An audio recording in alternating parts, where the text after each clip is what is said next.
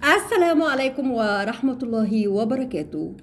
ومعكم أهم الأخبار السياسية لحزب التحالف الوطني المصري فيما بين القانون والسياسات العامة من الاتصال. تتعدد أوجه العلاقات بين القانون والسياسات العامة، حيث أن دور القانون في السياسة رئيسي، بل هو ضامن لاستمراريتها، كما أن دور السياسة العامة في القانون يعد رسما مباشرا للمستقبل.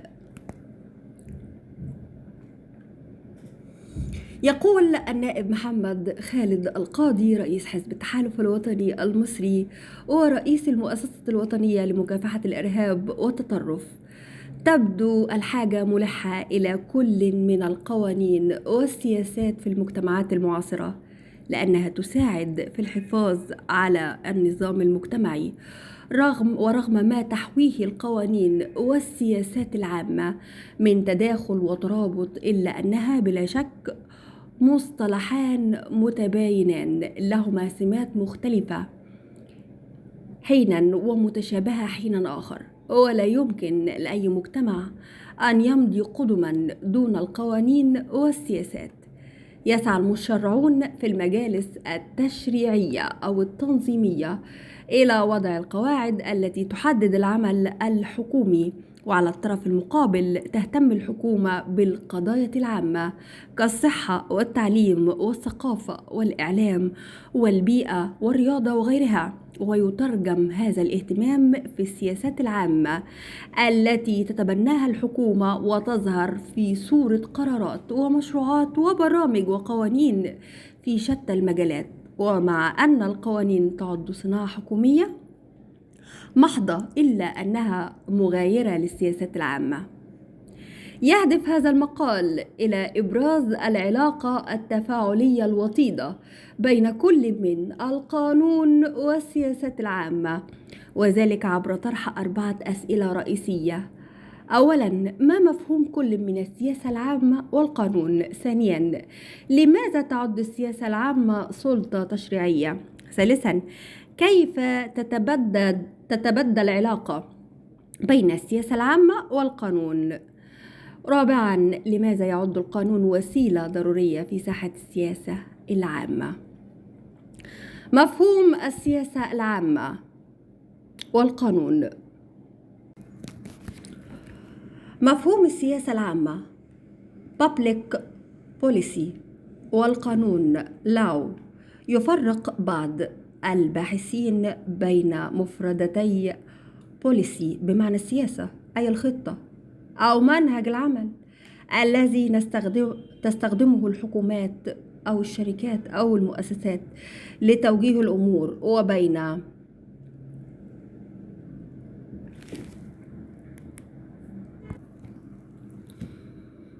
وبين البوليتكس أي العلوم السياسية، وهي علوم أو فنون الحكم، والتي تعنى بدراسة ممارسات وأركان ونظريات الدولة ووظائفها ومفاهيم القوى والسلطة والنظم السياسية ونظريات العلاقات الدولية وتاريخ الفكر السياسي والتنظيم الدولي والقانون الدولي وغيرها من الفروع التي توسعت واستقلت كعلوم خاصة. وتعبر السياسة بوليسي ببساطة عن الخطوط العريضة لما تبتغي الحكومة فعله وما تسعى إلى تنفيذه للمجتمع، وتتصرف كذلك إلى ما لا تعتزم الحكومة القيام به. وتتضمن السياسات بوليسز تطوير المبادئ اللازمة لتحقيق الأهداف، فالسياسة بمثابة مواثيق وليست قوانين، لكن هذه السياسات قد تؤدي إلى رسم قوانين جديدة. وتعرف السياسات العامة باعتبارها تلك القرارات التي توضح معالم الطريق للقرارات التي تصدرها الجهات المسؤولة، وكذلك المشروعات المستقبلية التي تنوي الحكومة فعلها، وهي أيضا برامج عمل تتبناها الجهات الحكومية وتلتزم بتنفيذها. إذن فالسياسة العامة عمل أو امتناع عن عمل يتم بطريقة مقصودة ممن بيديهم السلطة تحت تأثير من القيم والضغوط المختلفة حول استخدام الموارد المتاحة في المجتمع لتحقيق أهداف معينة.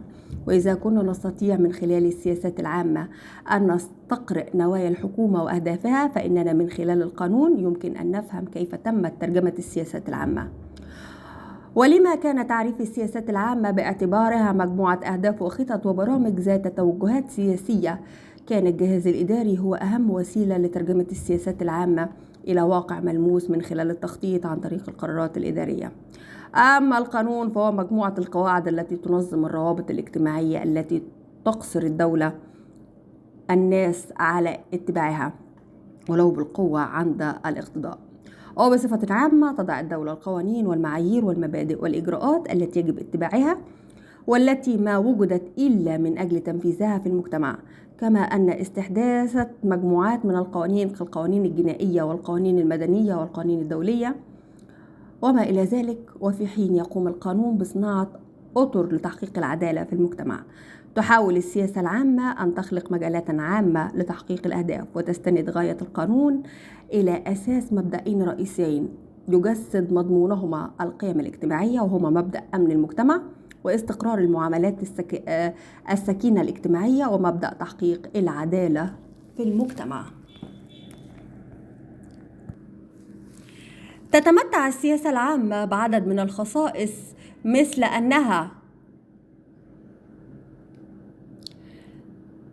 فعل للمؤسسات الحكومية ونشاط هادف ومقصود واستجابة واقعية ونتيجة فعلية شاملة تمتد لعموم الأفراد، وتوازن بين الفئات والجماعات المصلحية المختلفة، وقد تكون معلنة أو غير مؤطرة بقانون أو نظام.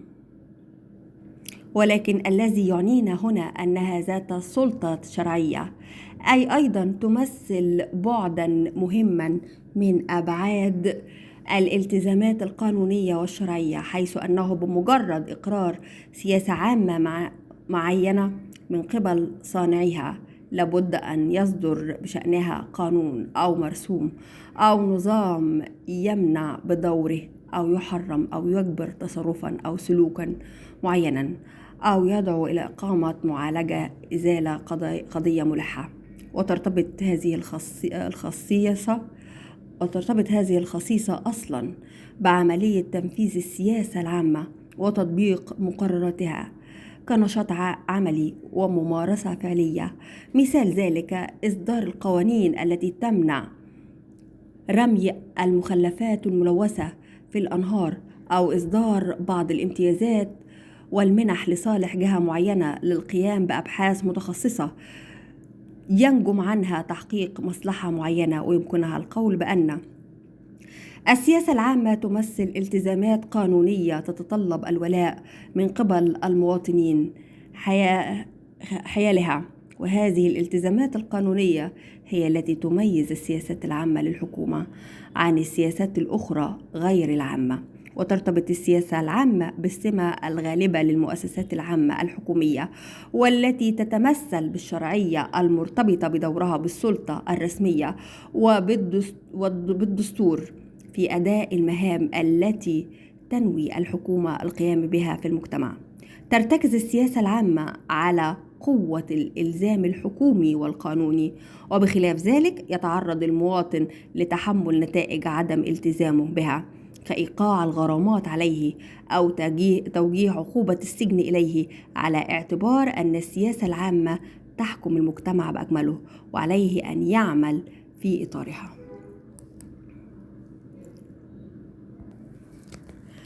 العلاقة التبادلية أبرزت 6 فروق.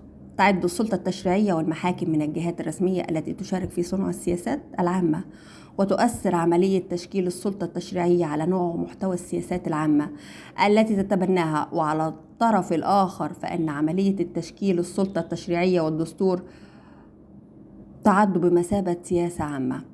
فأسلوب الاختيار والترشح ومن لهم حق الاقتراع تؤثر في عمل السلطات التشريعية، ومن ثم تؤثر في نوع القضايا التي تناقش والأجندة التي تتبناها الدولة. لقد كان دور السلطة التشريعية هو التشريع. كان الصناع السياسات الرسميون هم الذين يملكون الحق في إعداد وتشكيل السياسات العامة، وبالتفاعل غالبا مع الفاعلين غير الرسميين الآخرين كالقطاع الخاص ورجال الأعمال والمختصين والمنظمات المجتمع المدني وغيرها.